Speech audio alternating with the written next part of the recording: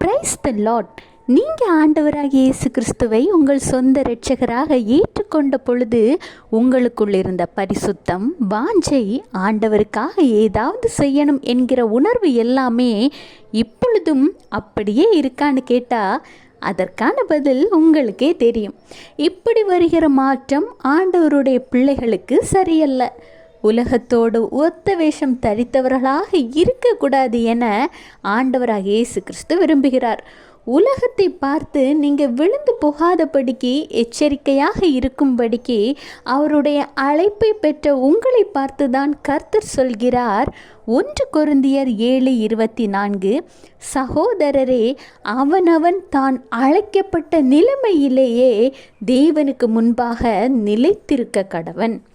ஆண்டவரை நாம் ஏற்றுக்கொள்ளும் பொழுது நான் இப்படி தான் இருப்பேன், இப்படி இருக்கவே மாட்டேன், இது சரி, இது தவறு, இந்த உடைதான் அணிவேன், இந்த உடையை அணியவே மாட்டேன், உலகத்தோடு ஒத்த வேஷம் தரிக்க மாட்டேன்னு எத்தனையோ காரியங்களில் திட்டமும் தெளிவுமாக தீர்மானத்தை எடுத்து அதன்படி நடந்து கொண்டிருந்தீங்க.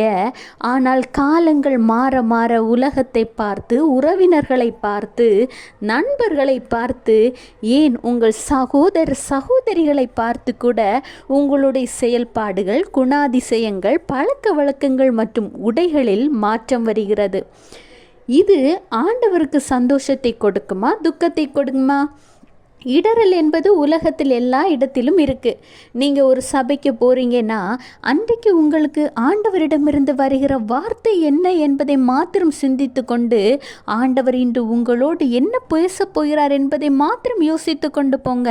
ஃபாஸ்டரோட ஒய்ஃப் எப்படி ட்ரெஸ் பண்ணுறாங்க, ஹேர் ஸ்டைல் எப்படி பண்ணுறாங்க, இல்லை அவங்க பொண்ணு எப்படி இருக்காங்கன்னு உள்ளது நமக்கு முக்கியம் கிடையாது.